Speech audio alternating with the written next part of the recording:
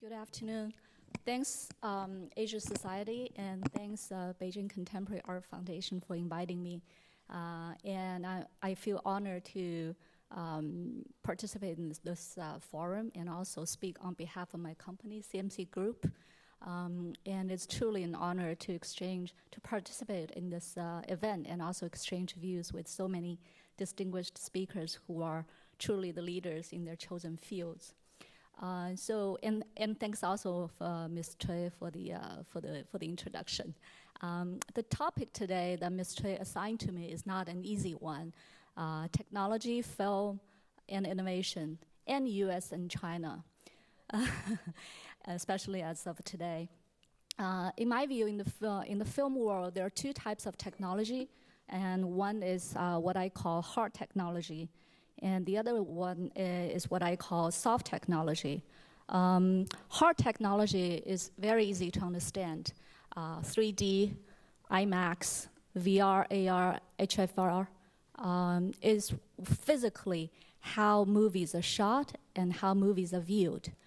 Of course, each significant advance in hard technology pushes the boundaries of what people perceive what movie is. And how we define films. But, and of course, China, as of today, is not lagging too behind in terms of hard technology. And in fact, China has been developing some proprietary leading technology, which is actually ahead of the U.S. For example, the Cinity system that we developed by Huaxia Group, which is showing Li An's movie, Gemini Man, in China right now. But what is hard, I think, for Chinese filmmakers and companies is what I think is the soft technology. And in a nutshell, soft technology, I think, is the creative process that we don't know yet, as of yet, how to make really globally successful movies, which is also what I want to focus as of today's forum and the panel. Before going into that, I think, why don't we step back and take a look at the general film markets in China and the U.S.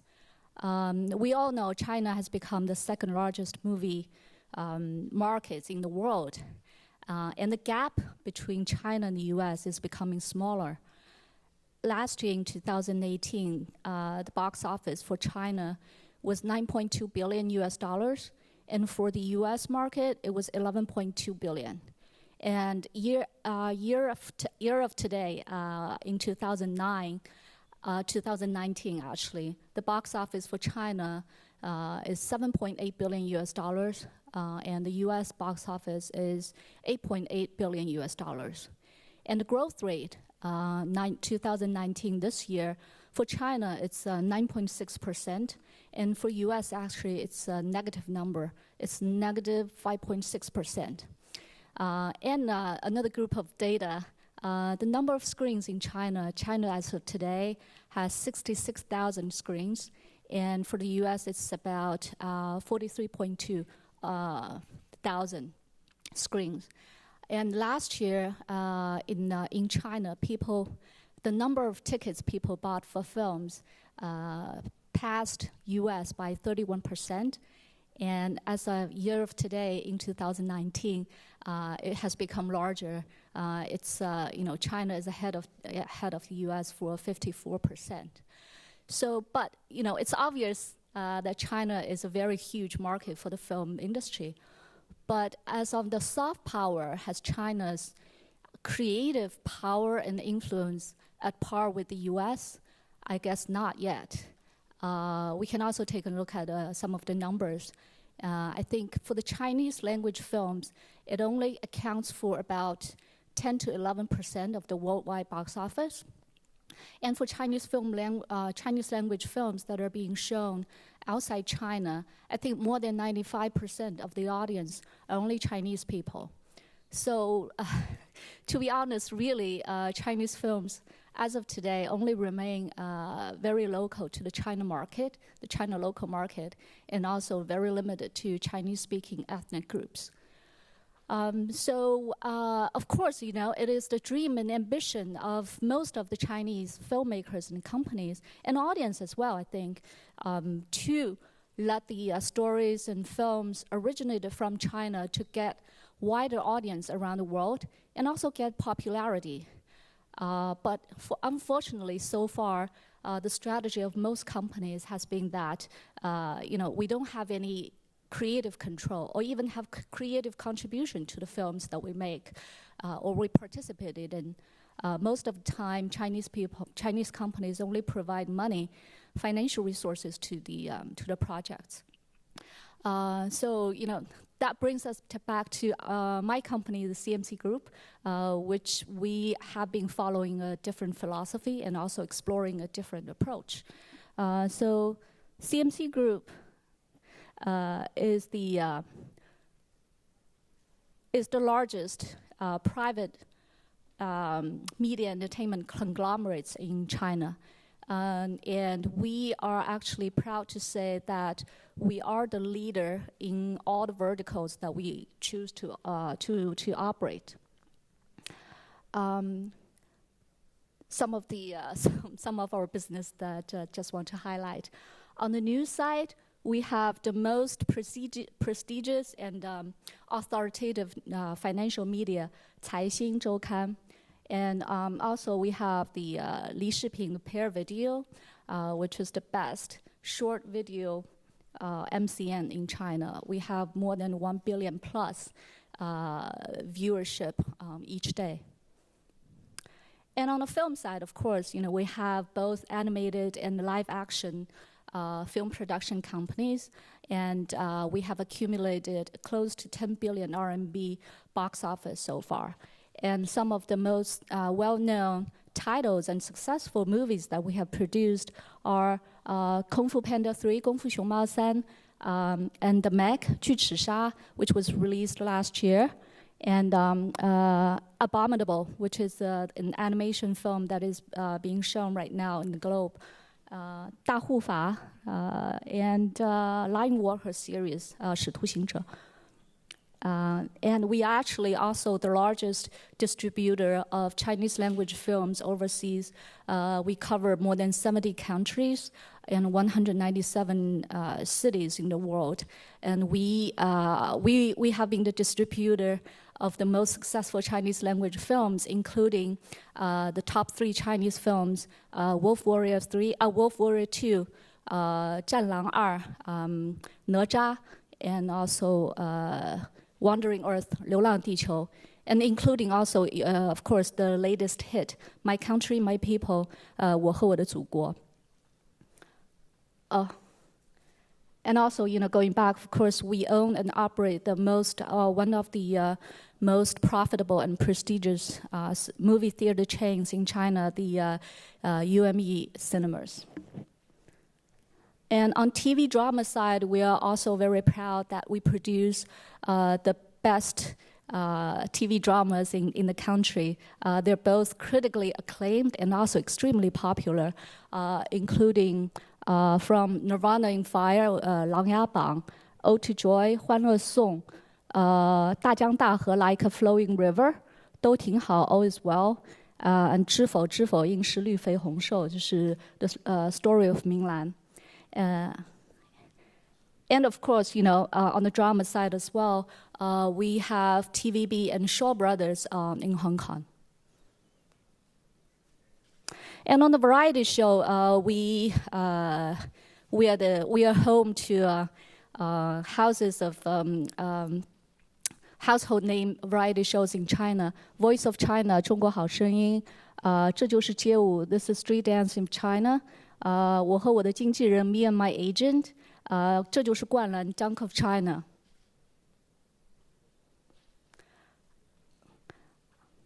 And of course, we are the leader in the theater as well.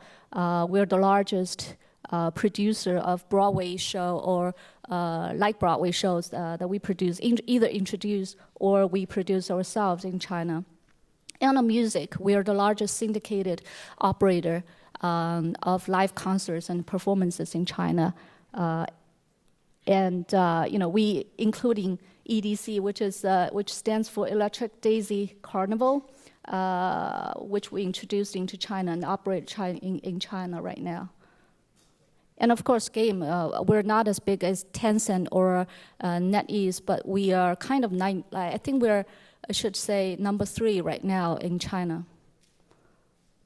And the publication, we are also the operator of some of the best known international publications in China, including Nylon, Wallpaper, and Kinfolk. And I think that's sports. Yes, sports. We are the shareholder of City Football Group, which owns Manchester City Group, Manchester City League, and also we host and operate a number of great sports events, more than 100, I think, each year in China, including the Spartan races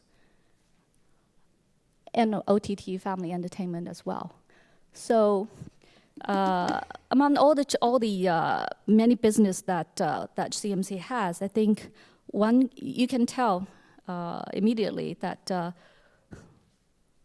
what is so special about CMC is the theme that we are the pioneer and also the front runner among all the Chinese companies that have a very special place in international collaboration.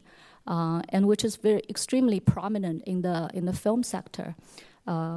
So Kung Fu, for the historical projects that we have, Kung Fu Panda 3, and also it was it's not coincidence that both Kung Fu Panda 3 and also Meg come from CMC. Kung Fu Panda 3, I think that was the most successful and highest grossing box office animation film in the world. And last year, Meg, it earned $530 million for its worldwide box office, and was consecutively for 2 weeks as the champion for box office worldwide. So what is the secret sauce, you may ask? I think that goes back to the theme of our panel today, which is soft technology, and I think what I call is the creative process. What is different from CMC than other places is that we really want to control and create our own IP instead of being just a passive investor in other people's projects. So let's take Meg, 巨齿鲨, as a good example. The IP and the project has been floating around in Hollywood for about 20 years, but when the producer brought it to China, CMC and actually Gravity Pictures, which are the company I'm working for right now, immediately identified the potential of this project because it could have a universally appealing theme about science fiction, about monsters, about action and the thriller and everything. So we liked the story, and we bought the underlying IP rights of the U.S. novel. And then we worked together very closely with our U.S. producers and our strategic partner, Warner Brothers at the time, to develop the story. So starting from selecting writers to, creating 大纲, the script, everything, then we basically we control the process.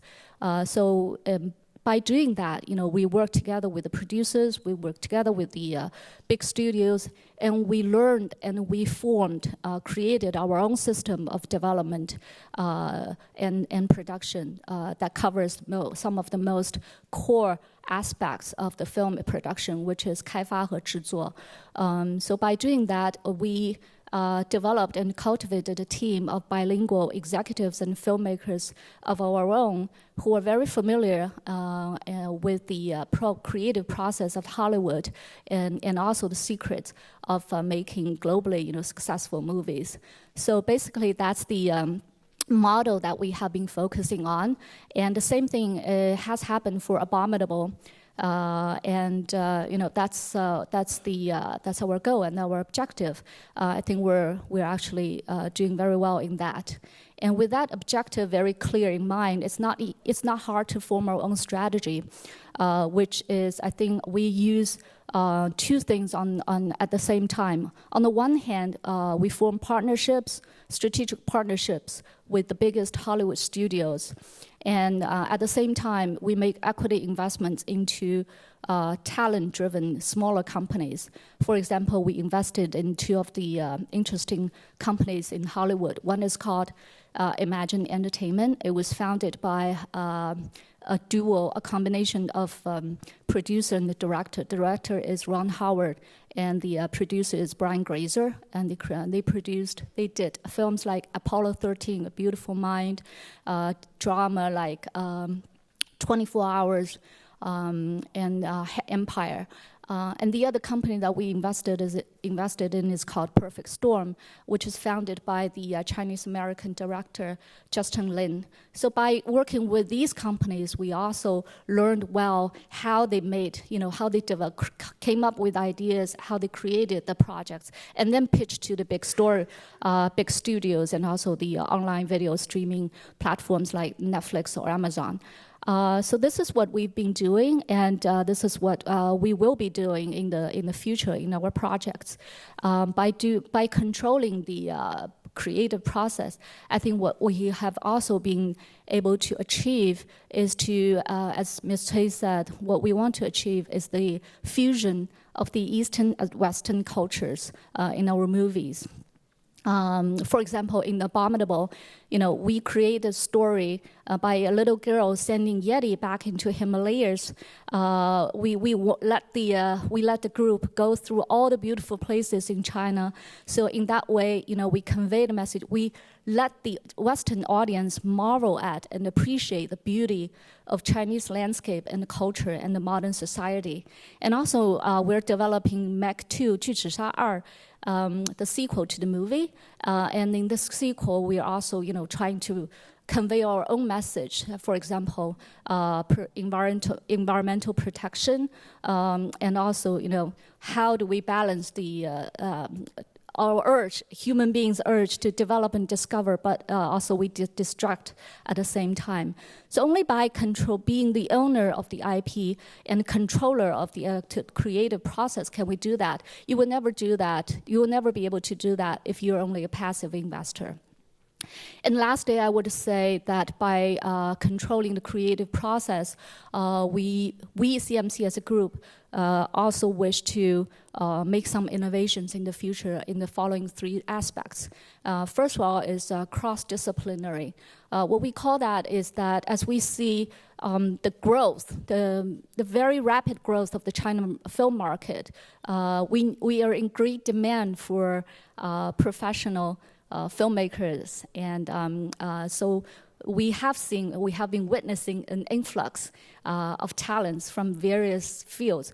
For example, some of the best directors today in China actually came from movie background. They come from different discipline. For example, Guo Fan, who is the director for Wandering Earth, he actually was a law student as an undergrad. And Jiao Zi, who is the director for哪吒, he was a medical student. And Wu Jing, of course, he was an actor himself. And Lu Yang, who's the director of Brotherhood of Blades, 中文名字是绣春刀, he was studying engineering at college. So these people actually bring very fresh perspective into the film industry, and CMC wants to work with such people and encourage more talents to help shape a different future in the industry. And the second innovation we wanted to achieve is the cross-cultural fusion. So we can take a look at the future projects that we are working on, which all exemplify such experiment. Over the Moon is an animation they're working on with the director who has won the Oscar, Mr. Glenn King, and we will be working with Netflix for its distribution outside China. And Monkey King,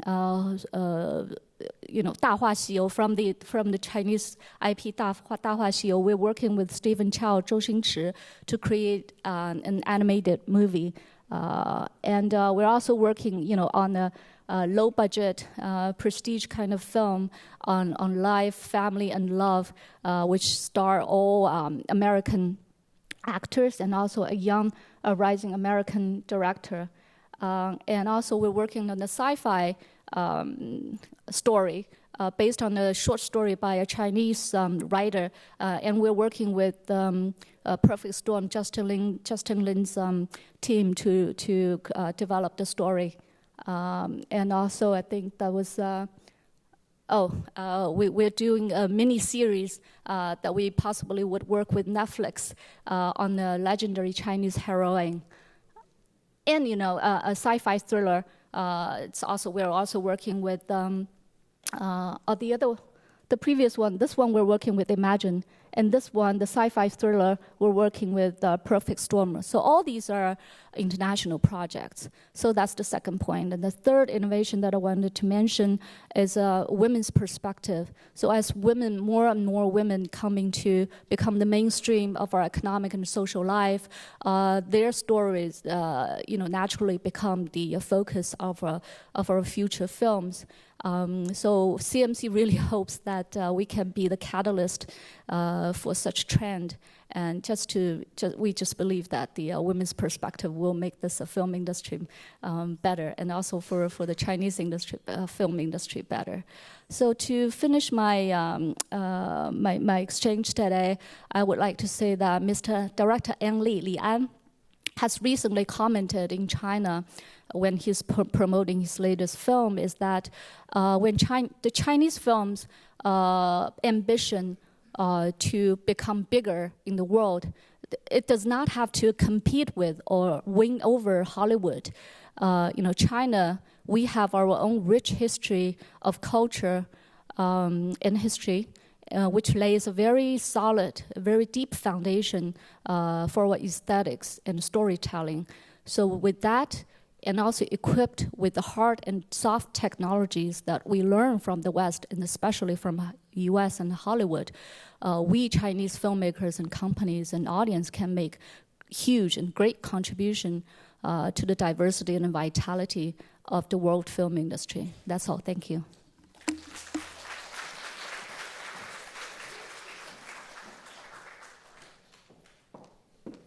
非常为 Catherine 的分享骄傲，因为基金会从3年开始在各个国家举办国际文化论坛，包括欧盟的总部、意大利、法国、德国、英国，然后美国。但是我们每次在筹划论坛的时候，都有碰到一个很大的问题，就是非常有战斗力、非常有个性，然后有前瞻性，这样的女性发言人非常少，很难在中国找到。甚至呢，我们会认为我们是不是应该去到更广泛的3线、4线城市去找。go to tier 3 or tier 4 cities to find some very interesting case. But today, Catherine shared with us, we have learned so much from her. I'm so proud of her. I'm so proud of what you have done. And we can see the Chinese culture is also a great direction for art and creative investment. And also Li Ruijing also has a lot of legendary history. When we went to visit him in China, in Shanghai, we had a great exchange. So next presenter is Martin Scorsese, the Film Foundation, which is Margaret Bold. It's the executive director of the Film Foundation. He's not just a great movie producer, he has won a lot of awards. So he has done a lot of work for the Film Foundation and prepared 850 global classic movies and then present them to the audience. And they collaborate with all different organizations around the world. You can see from their website, all the top directors are supporters of the foundation. They also have a lot of educational program from interdisciplinary, from different aspects to teach them about film. They also with UNESCO. As well as Pan-Africa Federation of Filmmakers. She also produced many documentary films, including Rolling Thunder Revenue about Bob Dylan, as well 所以他的作品，他的人，他的机构都是对我们非常有魅力的。他的背后也是像刚才英女士背后的这个李瑞刚先生，但是Margaret 跟Martin Scorsese 的大师的合作，包括他们这个基金会怎么能够坚持这么多年，在全世界的范围里面能够把这样的保存和电影的推广做这么好，我们很好奇。他已经很多年没有去过中国了，我们也非常希望他有机会跟今天所有这样的机构，包括在座各位的一些深入的合作，他们在印度有很好的 collaboration with fellow Chinese producers and film talent. So let's hear from Margaret.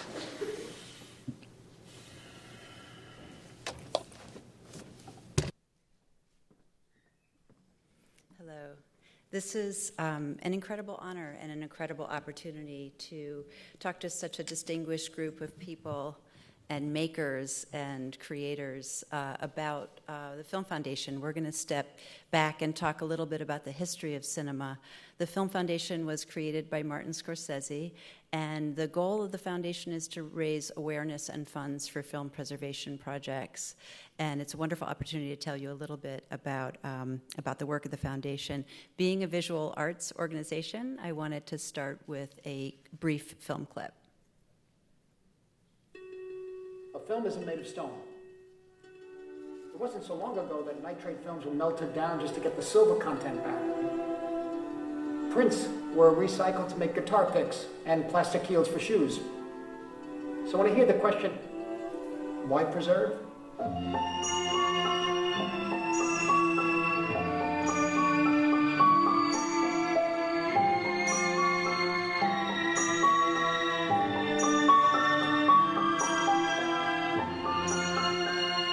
We have to really take good care of what's left. Everything, from the acknowledged masterworks to industrial films, home movies, anthropological films, anything that could tell us who we are.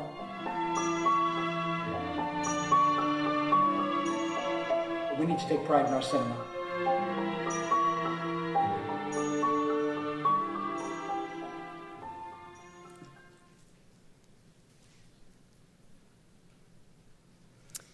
So since the invention of cinema in about the 1880s, Thomas Edison in America, William Friese-Greene in England, the Lumiere brothers in Lyon, France, cinema has entertained, informed, and inspired audiences. What cinema does is taps into that innate human desire to tell stories and to tell them visually. In the case of cinema, it's using light and shadow and movement and the persistence of vision.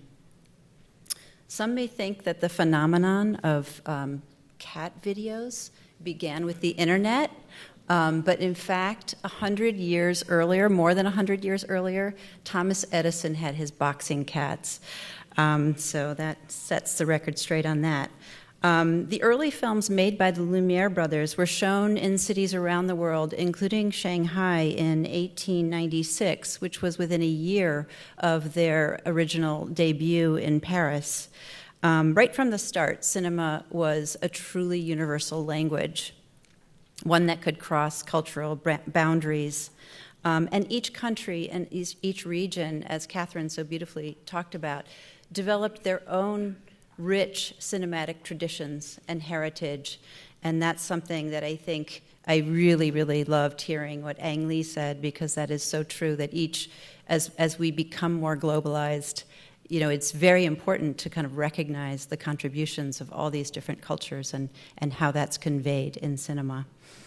But film is fragile. The medium of film is fragile, and so for over 120 years, we have this wealth of cultural material that is very fragile, and we're very fortunate that even a little bit of the silent era film survive, because estimates are that 90% of those silent films were lost. And then from films from the sound era, from the 1950s on, only half of those films survive. So for Martin Scorsese, the idea that we were losing cinema history, the very thing that has inspired him and so many generations around us, you know, so many generations of people, was untenable. For as long as he's been making movies, Scorsese has been fighting to save them. In 1970, after seeing Eastman color prints of classic Hollywood films with all of their color drained away, Scorsese galvanized his fellow directors and advocated Kodak to make available a low-fade color film stock.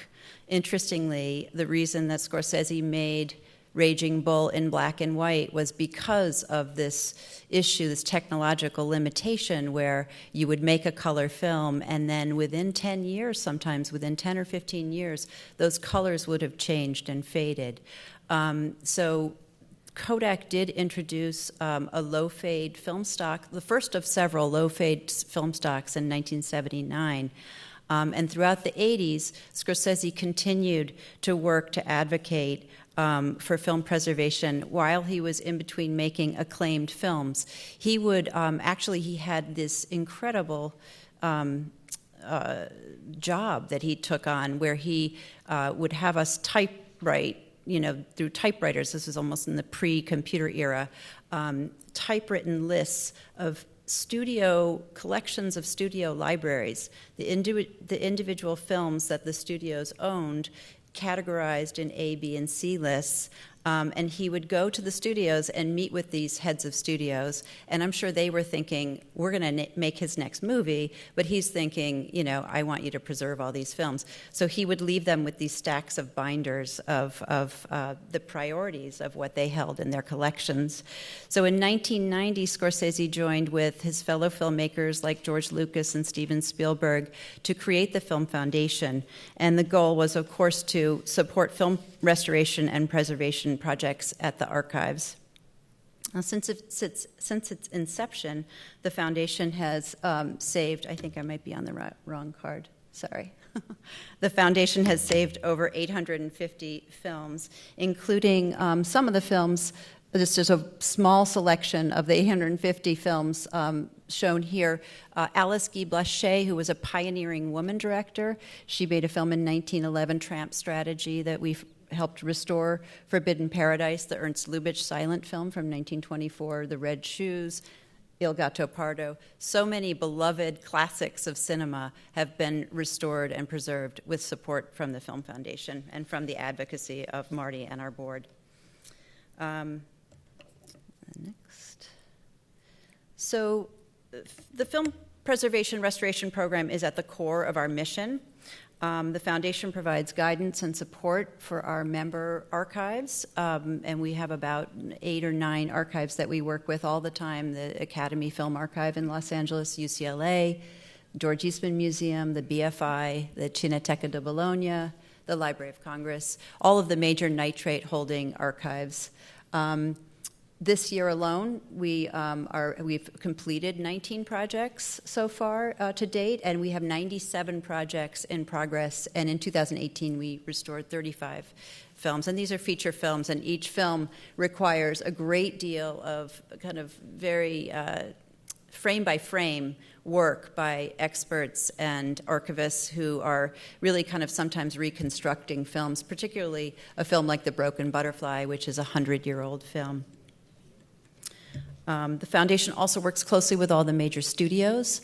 We have robust partnerships with Fox and with Sony and with Universal, and they're really key because they hold the main Hollywood, the golden age of Hollywood cinema, and they're expending a lot of resources to preserve those films, and we help by providing technical and curatorial kind of expertise. Film restoration projects are selected based on the condition and the availability of the negatives, as well as the cultural, technical, and historic significance of the films.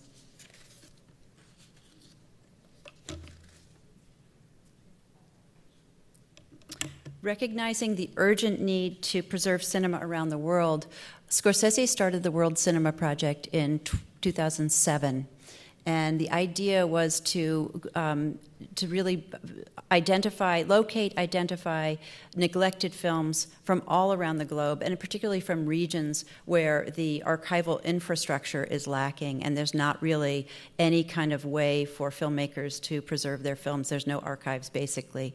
Many times, the films that we're restoring from within the World Cinema Project they're found in the families of the producers or directors, and many times they're no longer with us. They're found in closets and basements.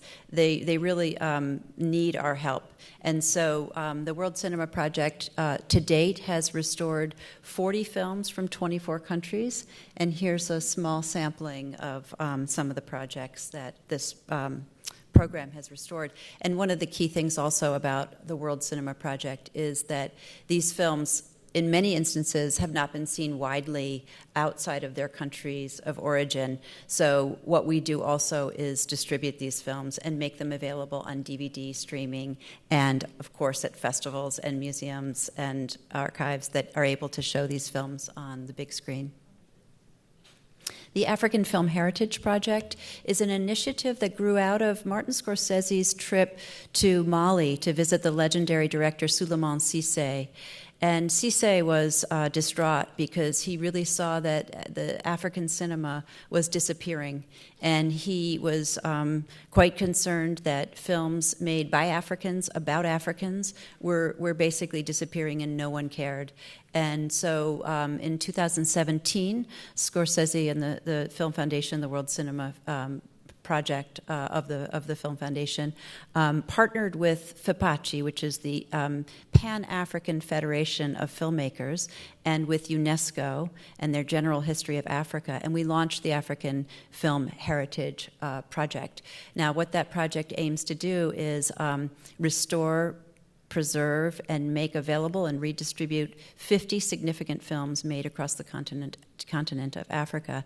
And FIPACI, which is an African group of scholars, historians, filmmakers, writers, they have identified these 50 films to be diverse in the regions and the countries of Africa, the makers, all kinds of voices. And so we're quite proud of this project, and to give you a little bit of a glimpse into some of the treasures that I think are real discoveries as part of this program, I'm going to run a short clip.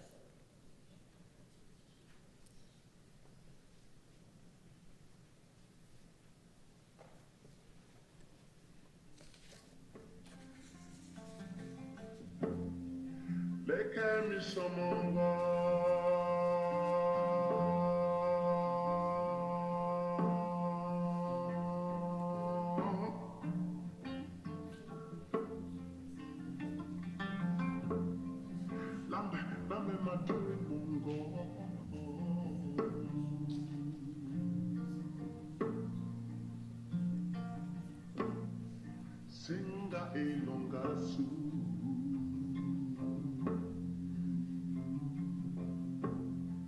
usidimbe ya mukimungo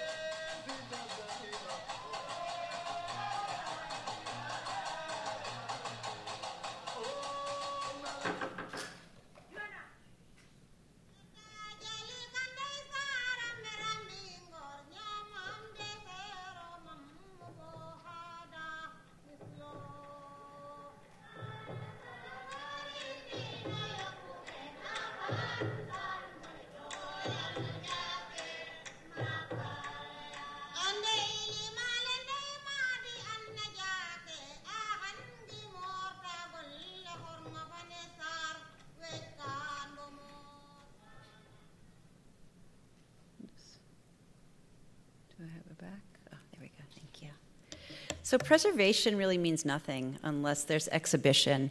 These films really need to be seen by audiences and made available. We're really committed to the idea that the best way to see a film is projected on a big screen in a theater with an audience. It's a communal cultural experience, and we really support that. Every year, there are over 500 screenings of films supported by the Film Foundation around the world at film festivals from Athens to Abu Dhabi, Beijing to Bogota, London to Locarno, Morelia to Mumbai, and Sydney to Shanghai. I need to be a little bit wrapping it up here. We have an education program called The Story of Movies, which is teaching young people how to read a film. It really looks at film as its own unique language and gives students the tools to think critically about film and to see its cultural and historic significance and place in culture.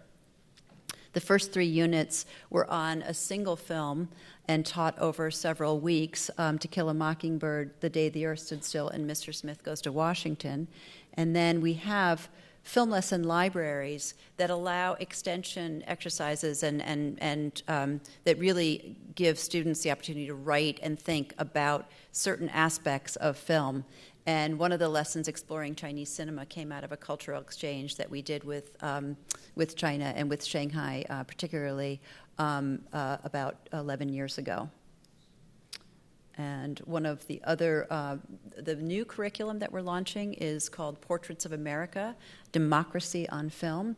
And in this curriculum, it's different from our previous ones because we're actually looking at around 40 different films and talking about how democracy, the idea of American democracy, has been depicted on film, and to start thinking critically about some of the issues that our country has faced in terms of civil rights, immigration, labor struggles, and the struggle for women's rights.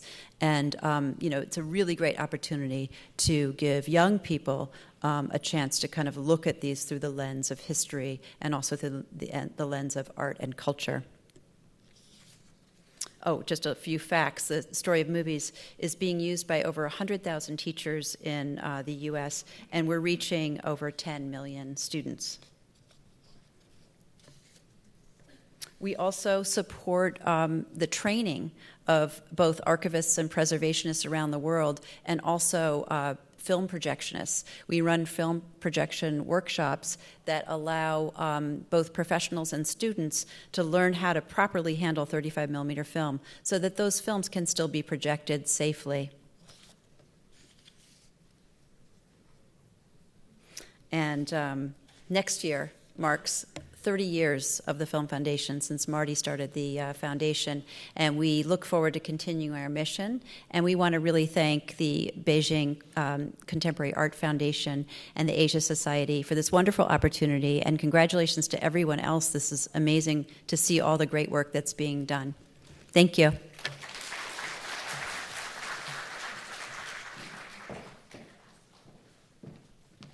So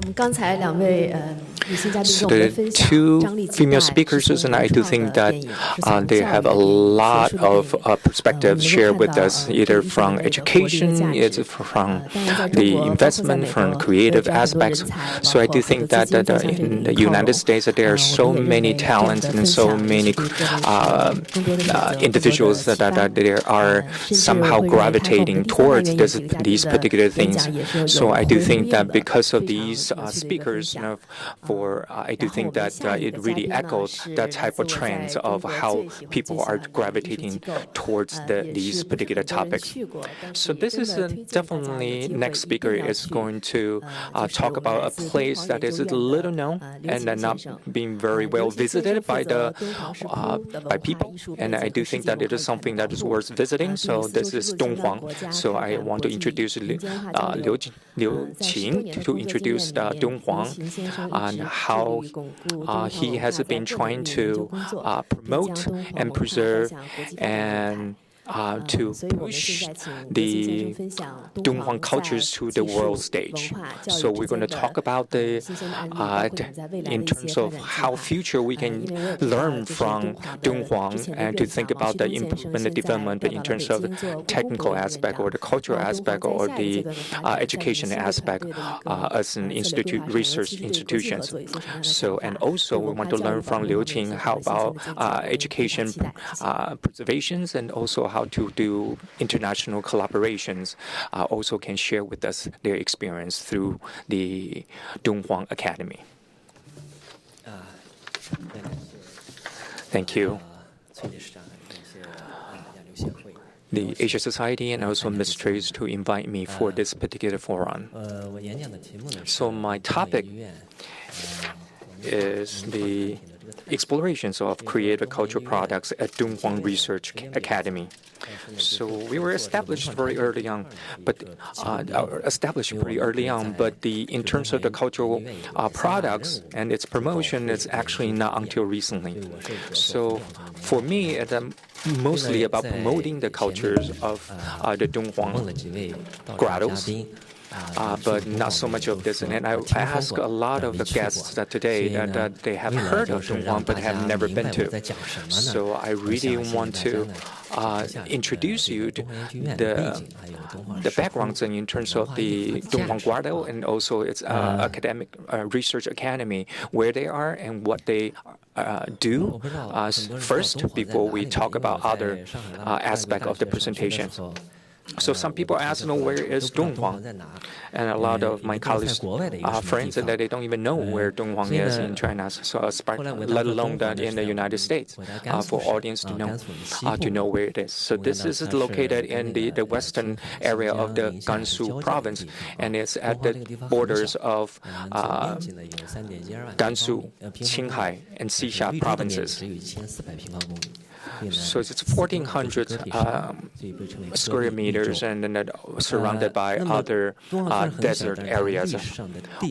While it is rather small, but it is very crucial historically speaking. So on the right-hand side, you can see that this is the ancient Silk Road, and you see that Dunhuang plays a pivotal node cities to connect different hubs along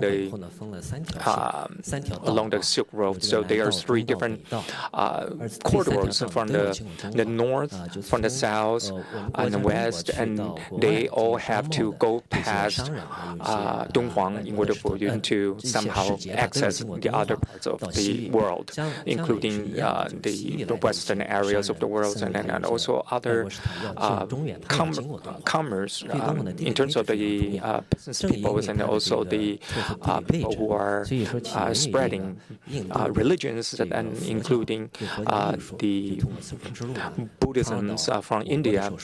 In order for them to actually come to China, they actually went through Dunhuang first before they get to the central part of the countries. So you can really see that during the grottos that we have there, so that has a lot to do with the Buddhism and the Buddhism cultures and Buddhism art. So there are many grottos and caves and and three grottos that there are the World Heritage Sites. So these three are very much, three of them are the World Cultural Heritage Sites, and the rest will be also the national level cultural heritage sites. So Mogao Grotto is one of the most famous ones. So this is the biggest one and also the best preserved one. So according to our records, so it's because of 386 AD that one of the Buddhists that actually saw, and one of the monks that actually saw that there's this halos of at this particular station, this particular location, and that's how he actually decided to use this as a sacred place for the Buddhism. So it started with the 16th Kingdom in 386 AD until all the way to the Yuan Dynasty of the 1300s, and then they have been continuously being developed with it a lot through 10 dynasties of development. So there are about 735 caves and at about 45,000 murals and over 2,400 stuccos. So that it's definitely something that is very, very impressive. So since that it was developed and excavated in different dynasties, so that each cave actually has its own personality and its own characteristics. So you can see that in different times that you have different layout in terms of the design of the cave. So you can see that it also with the massive, large-scale Buddha statues in some of the grottos. So so these are all from the Tang Dynasty. So this is one with what we call with this sleeping Buddha, and it's also more large scale.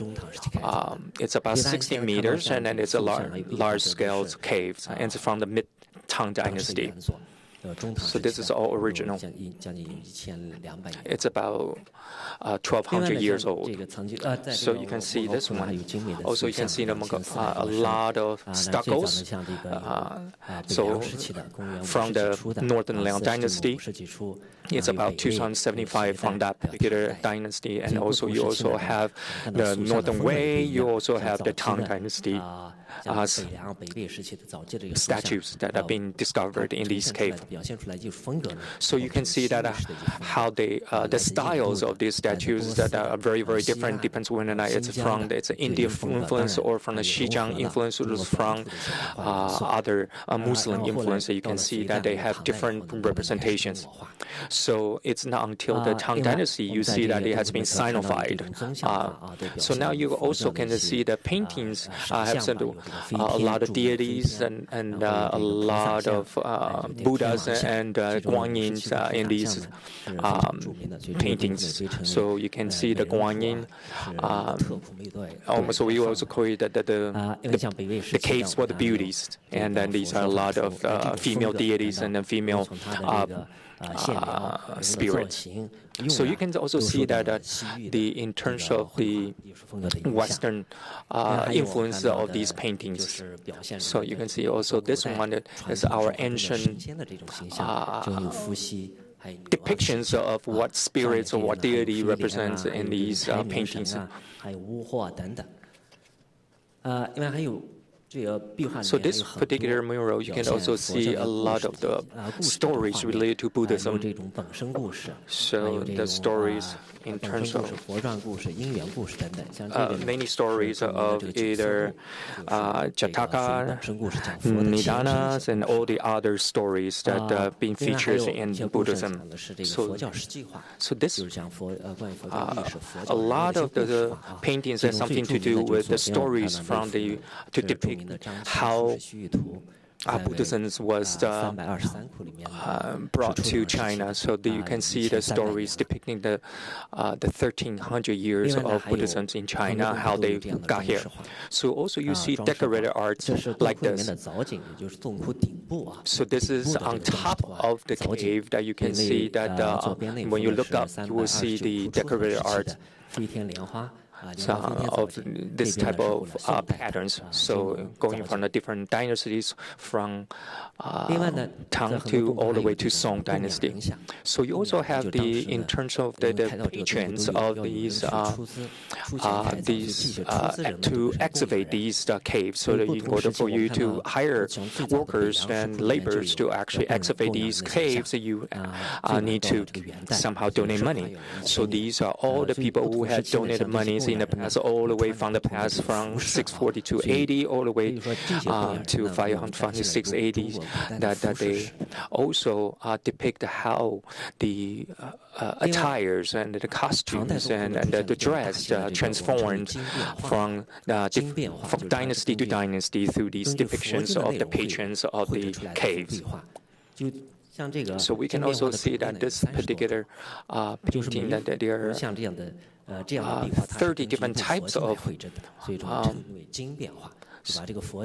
so they are actually actualize and visualize the stories from the sutra onto the murals. So this is in cave 220 that you can see a painting like this to actually visual. You can see how the story or the lessons from the sutras being depicted visually in the murals on the cave. So this is also based on the sutras on the you can see that there's many different deities and many Buddhas, and these are all the in the Tang Dynasty, how from the flourish periods of Tang Dynasty. So you can see a lot of buildings and a lot of platforms and a lot of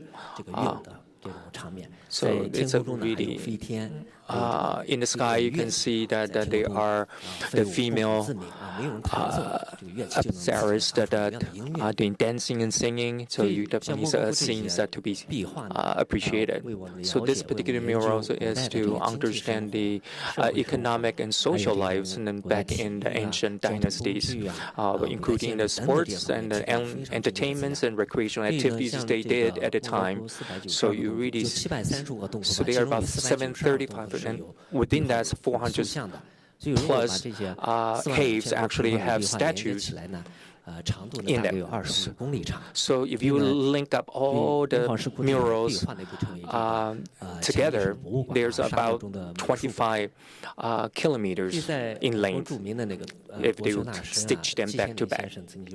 So at the time that the scholar Xi Xianling done is that there are only 4 cultural systems in the world that with very long histories, very vast territories, and self-contained systems, and far-reaching influence. And they are Chinese, Indian, Greek, and Islamic. But there's only one place in the world in which these 4 cultural systems meet, is Dunhuang and the Xinjiang of China. So it really shows you that how important and crucial this particular location is. So our Research Academy was funded in 1944. So our mission is to think about how to preserve this particular crucial cultural heritage. So we're trying to protect it, preserve it. So we start to clean up all the different grottos and caves. So and also we excavate certain caves, and after that we're trying to reinforce the structures of these caves. And also we want to preserve those statues that start eroding. So the Getty and Tokyo cultural preservation institutions that we were collaborating with and to think about how we're going to protect these murals. So you see that these are all the different reasons why our murals might be damages, and these are the typical damages that we experience. So it's including the oxygens that being so our cave mural might be oxidized, and we have crackling of the surface, and then the howling of the wall, and we have erosions, and then we have mold, we have smoke damages, and then also we have gaps. Also, some of the destructions and so damages to these murals. If we don't do some preservation and protection works, and then these beautiful murals will disappear and will no longer be seen. So we're trying to research on and also find out the solutions in order for us to preserve these beautiful murals. So we selected Cave 55 as our lab to find the solutions to preserve all the common and typical damages that we experience in all the other caves. So we have a protocol that we have developed so that we can do it consistently throughout the whole Dunhuang grottos areas. So you can see that we have international collaboration in the starting from the 50s to the 60s and all the way until now. And how are we going to find through scientific research to find the best solutions to protect the murals in the caves. So other than the technologies and the techniques that we have developed, we also cultivate the talents of the people who have the knowledge and the know-how to actually implement these preservations. So in order for us to also have a sustainable and also forever preserve the arts in the caves, we're trying to collaborate with the U.S. universities and also the Mellon foundations to find a way to digitalize the art that we see in the caves so that they can be preserved forever. So we will digitally gather images and also stitch these images together in 150 caves so that you can actually digitally visit these caves. So we also on the global stage that we can using the online access that you can see the virtual reality of 30 caves in the Dunhuang area. So you can actually have this particular VR headgears that you can immerse yourself in these wonderfully particular virtual reality grottos. And also utilize the in terms of projections and film productions that who have this particular IMAX type of the format that to showcase the arts of the Dunhuang. And as Mogao Grotto is world famous, it's world heritage. At that time, the World Heritage Foundation, when they come to evaluate the grotto, they have 6 standards. As long as meet one of them, they can list as a heritage. But we meet all the 6 standards. That shows the Mogao Grotto has great value for preservation. Then we have about 2 million visitors per year. They will have Chinese, Japanese, English, Russian, in 6 languages. Tour guides can introduce grotto to the visitors. We also have a lot of art exhibitions around the world to promote the Dunhuang grotto's art. Additionally, we have also carried out some programs such as the Mogao School. We have different group age. With experienced presentation to help the young people to get to learn more about the grotto. For example, we have the World Heritage and Youth Foundation Education program. This helps them to learn more about the and then we have the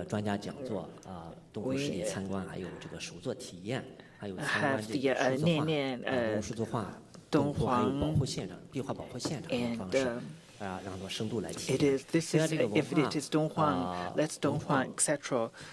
Try to, and we can see from the cultural products, and these are the products that we have developed, such as the calendar, your flash drive, and then cards, etc., as well as other products. What you can typically see from the gift shop in the museum. We have some booklets and frames, and then we have luggage, tea sets, and lipstick. With featured colors from the grottos. The color. So we use the natural ingredients to make the lipsticks. We also have like 3 brands, which is Dunhuang, and then Starry Night of Dunhuang, and then so we try to promote the cultural creative exhibition to further promote our culture. So we have exhibition in different countries around the world. We also have experience like workshops using wool and silk as a raw material, and use the color scheme from Dunhuang grottos, not using needles, but using traditional approach to make these wraps or scarves. And then additionally, we have also research developed some products. We work with for some crossover collaboration, such as our collaboration with Tencent on the launch of Dunhuang Digital Donor Program. That started at the end of 2017.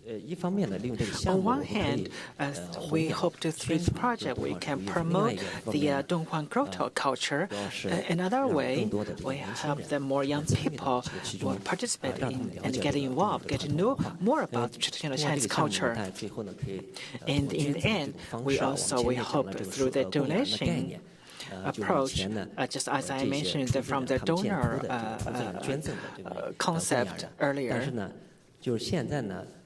But for the modern donor, they can donate by simply 99 cents to donate in our digitalization of Dunhuang, which is the modern version of digital donors. We have also worked with Dunhuang to make the Dunhuang silk scarf, because we have a rich decorative art in Dunhuang grotto. So we have interactive online platform for people to design their own scarf based on 8 themes from Dunhuang grotto, as well as 200 details to customize the DIY their own silk scarf. And then we would use the Tencent platform for them to place some order. Additionally, in 1900s, we find the famous music script. We find the music script that was found in a Dunhuang cave. For many years, from the interpretation from the experts, we realized through the Asian music. So we also that collaboration with Tencent Music, and the concert covers listening to the Asian music. So that's how we make the music come alive. We also have the glamorous Dunhuang gala. We have the music and costumes and dance and performance. All the costumes are coming from the costumes that were worn by the donors as depicted in the grotto. We have also worked with Amazon and produced 2 types. One is Kindle X Dunhuang Academic Gifts.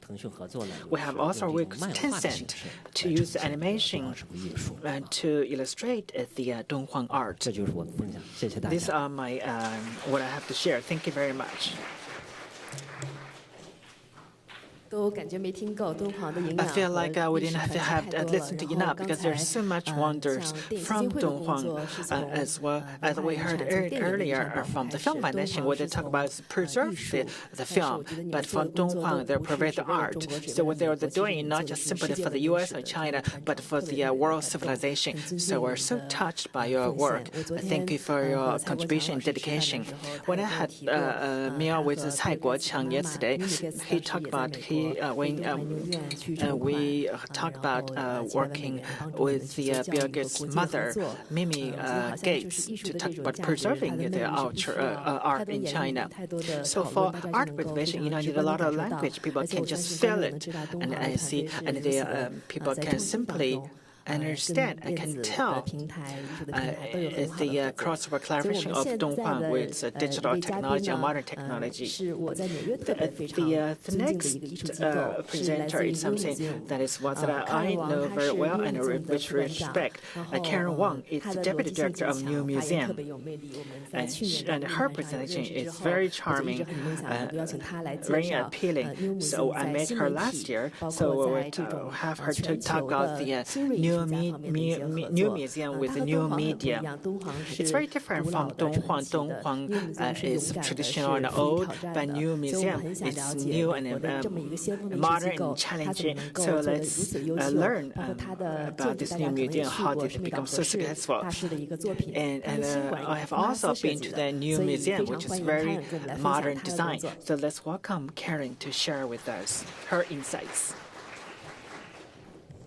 Thank you so much, and thank you for including it. 非常感谢你们有包括一个 We're right here on the Bowery. On the left-hand side, you see our present building, designed by Sana, and the second building will open in 2022, which is designed by Shohei Sugamatsu and Rem Koolhaas of OMA. New museum, pretty simple, contemporary art. Our mission statement is new art, new ideas. We've always leaned into art and technology, and particularly in our exhibition programming.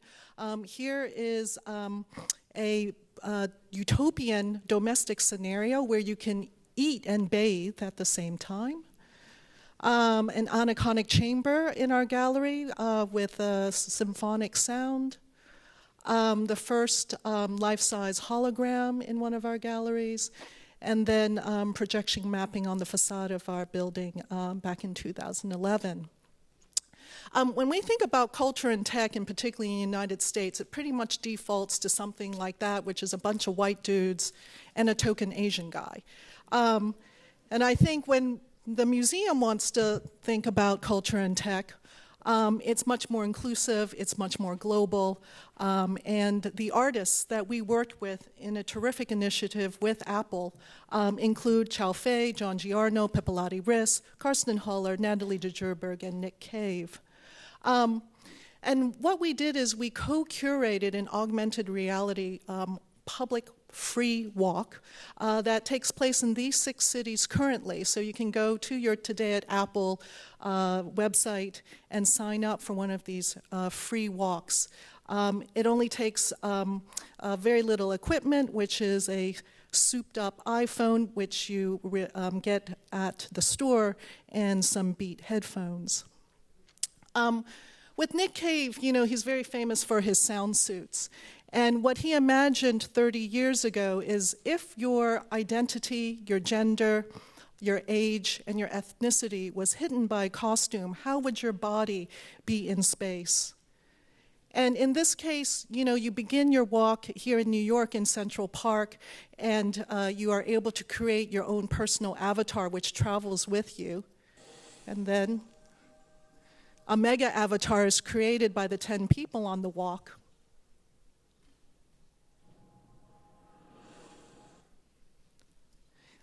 In the case of Natalie de Djerberg, very famous for her kind of nightmarish fairy tales, you follow these speech bubbles, you go into a tree grove, and you get to experience a 2-minute film based on claymation, which she made in the studio.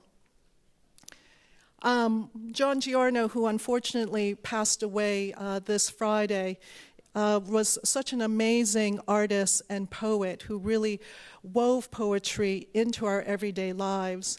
And in this case, he made this gorgeous idea of, instead of a yellow brick road, you would follow the rainbow, and many of his poems would emerge. And then you ended up in this location near the water, looking up into the sky, and you would hear him. Lighter, everyone gets lighter. Everyone gets lighter. Everyone is light. And then Chao Fei, as we all know, just an amazing artist who has constantly pushed the boundaries of art and technology, and she herself was completely fascinated by Second Life and did a lot of work there. And in this case, what you really see here is augmented reality at work. So as a participant, this is what you see on your phone, but if you are just walking in the park, you see these crazy people in a circle looking down at something, which for you see nothing. And so in this case, Chow created this kind of magnificent roller coaster of an automated kind of package delivery system, and it's very interactive where you can touch the boxes, play with levers, and very much was the kind of favorite of kids who really enjoyed the interactivity of this particular experience. And then with Karsten Haller, an artist, formerly a scientist, often known for making what he calls confusion machines, back in 2012 when he had a solo show at the New Museum, people could borrow these these goggles, which basically, if you put them on, you saw everything upside down. It was very, very disorienting. And you can see here, most folks were like, okay, I'm done with that. But again, this idea of really trying to test what the boundaries are in terms of provocation and puzzles. So in this case, when you're with your group of 10 folks, you actually have another partner. You have to find your partner. And then if you find your partner, you get through a portal, and you get to see the city in these kind of amazing black and white line drawings. And then Pippalati Rist, just an amazing Swiss artist, really known for immersive environments and her films.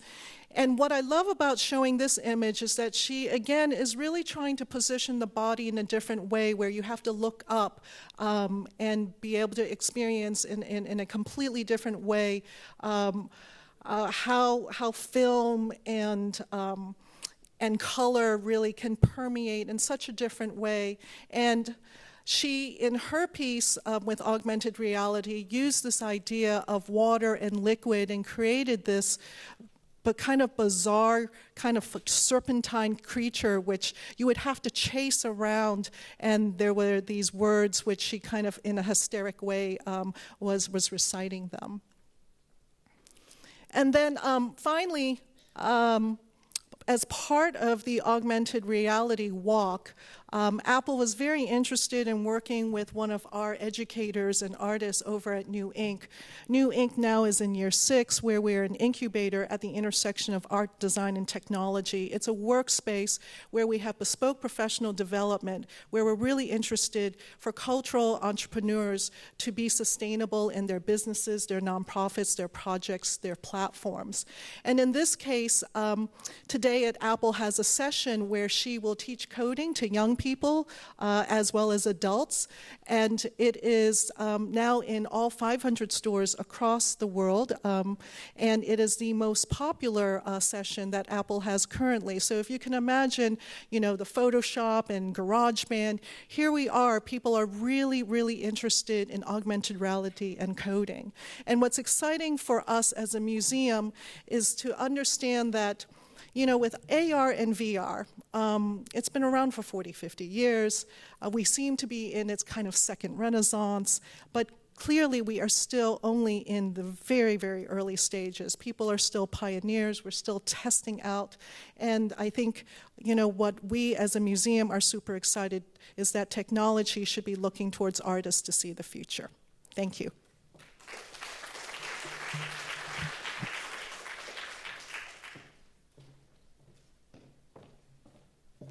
May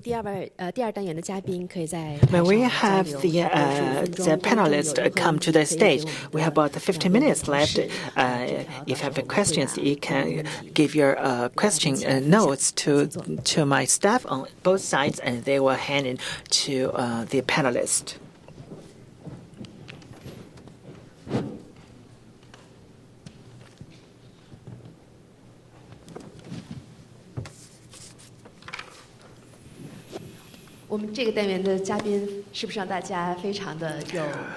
For these panelists, I'll give you a lot of surprises. I think for the two New Yorkers, they are seem like a typical New Yorkers to me. They are very cool, very professional, and also mysterious. And they do also very amazing work. Then we have two Chinese representatives. We have the beautiful lady, very talented. And she has a double bachelor degree from Wesley. She also got a PhD from law degrees from Harvard. She's one of the examples of Chinese educational success.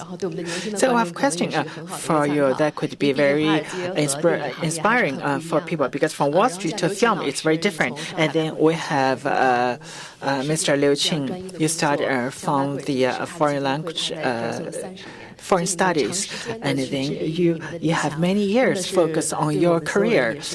So for us, it is also very inspirational. So my question I would like to ask, it's the first question for Margaret. I have two questions.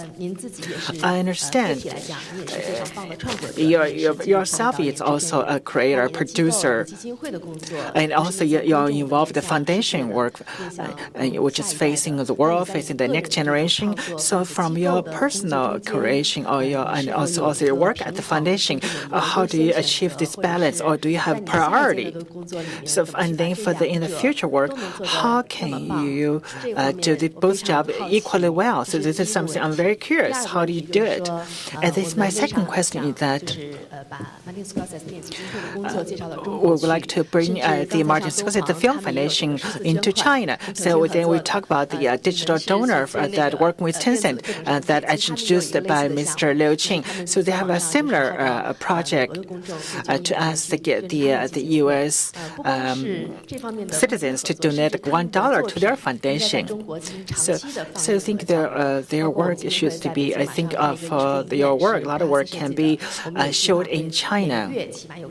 So we also plan to show one of your classic films in China, once in a month, or even the system, the music and entertainment film from Catherine's work. So my second question, for your collaboration with China, do you have any ideas, any thoughts or suggestions? So these are two questions for you.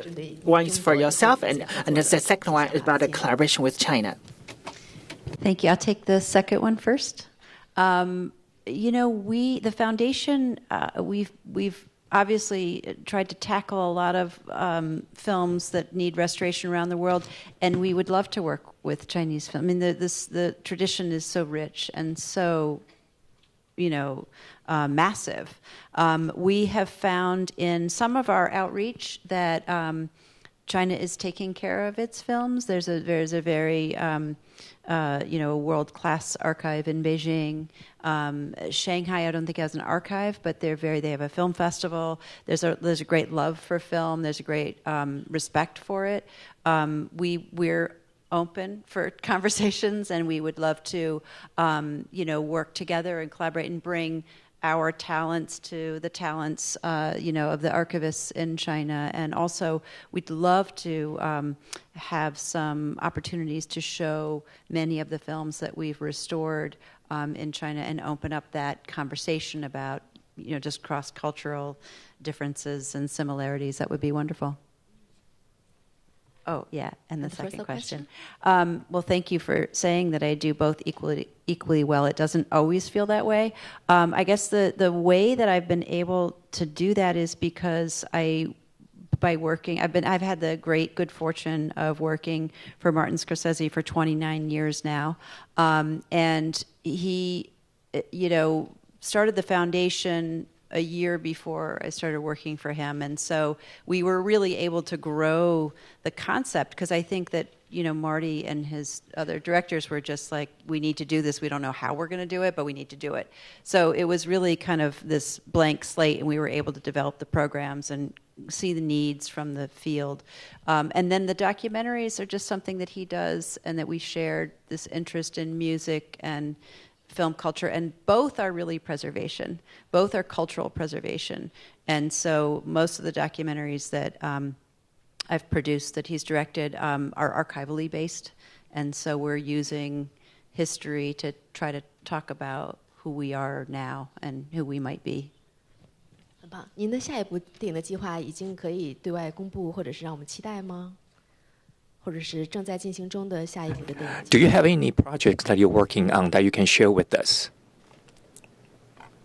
I have some projects, but I can't really share them. But thank you. 那我就问殷总 Catherine， 就是其实刚才您的介绍非常非常丰富。So you have a very rich introductions, and then we'll find that there are a lot of information is overload. So from the different perspective, and from the audience perspective, so you're in Shanghai. So I'm from Beijing, but in Shanghai, it's a very, very rapid growth that we're witnessing, so including in the film industry. So I'm not very familiar with how the youth in Shanghai as an audience, how they see in terms of the transformation, the rapid growth, and then perspective change, and globalizations, and how do you tap into that sort of market research and audience research, know your audience and how they have been evolving and how you can actually catch up with the speed of their transformations and their changes. Do you think that they what kind of expectations that they might have about arts and films particularly in order for you to find your strategies? So I do think that their humanities and also their cultural aspects, and then they might not have a lot of. I don't find it as equal as or as the equivalent of what I have experienced in the 70s. So I'm very curious about what kind of transformations and what kind of changes. So I am from Hangzhou. And our headquarters is in Shanghai, so a lot of the projects that we're working on, we didn't really have very particular specific market research or audience research for the projects. So I do think that, like you said, that the age groups of our main audience is definitely decreasing. So from 20 to 25 years, so this is the majority audience group that we're working with. So I do think that everyone is saying that there is this youth worship that we have in China, and I do think that we have very different perspectives that might be very, very different, especially cross-generationally. There's a gap. So it depends on where you're born after the 60s and in the 70s or in the 90s, you tend to think that it's hard to understand each other. But through my observations of the film market and the understanding of the audience, and it doesn't matter whether or not you were born after the 90s or the 2000s, I do think that they share something in common. Is that they have this film aesthetics, that they know what is true, what is beautiful, and they have this acknowledgement and this common ability to interpret and decode those. So I think, and that skills is definitely better than the people from the 80s and the 70s, because of that they are so exposed to the world market and film market and to access to the different films. So I do think that they have that better sensibility than the older generation. So I do think that whether or not the stories is about the ancient stories or the contemporary stories, I do think that the young audience, they tend to think that as long as it's sincere, it's real, and that can identify with or they can relate to, I think that they'll be drawn to this type of films and then to relate themselves to the storylines. So I do think that as a generation, in terms of the way they think, that there's one thing that they all care about what is a good story, what is a real story, and that is it's not something that what we will pay attention to as a producer or as a company. So we are not really thinking about what kind of storylines that cater to what kind of group. We're just think about the overall collective psyche, national psyche. So this is one of the many aspects and the other aspect about the marketing and promoting. I think that it has, when you produce a film, you need to think about which regions of China that you are targeting. So because the audience in the northwest or this is and the south, you might want to think about what kind of humor will be actually people can relate to more, because the sense of humor is very, very different from region to region. So I do think that the differences among the different cities, whether or not it's the first level, second level, third level cities, and they might also have different variations in terms of how they interpret the film. So those are the things that I think is even more important than just trying to analyze your target audience in a very general way. So also the other international principles that we follow, and also other successful prototypes that we to emulate, because that in terms of the sequels, the film sequels, that there are certain principles internationally that we also think about to analyze why the original stories that were so successful, so that when we design our sequels, we will need to somehow follow that same principles and to find a mature way to somehow create this particular protocol, how we're going to develop the next project. In terms of the original stories that we want to develop, I also, the company is a portfolio management company, so we really think about diversifying the different genres of films. And as long as we think it's good, it's real, it's beautiful, then I think that the diverse portfolio of these different genres will be a very, very good, successful strategy. So there are a lot of people people that actually in the United States are trying to learn films, and whether or not they are from very well-off families, and they will come to the United States or New York in particular to actually learn films. Do you have any suggestions for them? So I do think that China is very, very fastly developing different talents, and I do think that it's really about where your passion is, and you just need to, in the different stages of your life, you really want to know what do you want to do, and then you just go for it, and then don't think about so much in terms of the actual practical issues to worry too much about them, because it's really about using the American expressions that you need to follow your heart without thinking too much about the pragmatic aspect of it. So life is short. You really want to do something that is meaningful, and that you can somehow leave something behind, and that you have some kind of personal DNA that can pass down to the next generation. So there are some other questions that are very, very interesting. So two of you have a very, very different style in terms of the museum, but both of you have this idea of immersive arts that you want to develop in these two different, very, very obsolete different museums. So how do you think about this idea of have this immersive technologies to collaborate with global partners? So including the new museum and also the Dunhuang Research Academy, you want to think about how to bring the exhibitions internationally and globally through this immersive online platform. Because it's hard to take those relic from Dunhuang to travel internationally. So maybe this idea of digital immersive environment will be more suitable for the Dunhuang Research Academy. So do you think about that there may be room for collaborations between these two museums, or how you can use technology to really to show your work more successfully? And also, what in your museum is the most popular within the young generation? When we talk about technology, I think museums are looking at it in two ways. One is amplification of existing content, particularly around collections, where certainly someone like the Met would be an amazing partner for the stunning work that you're doing.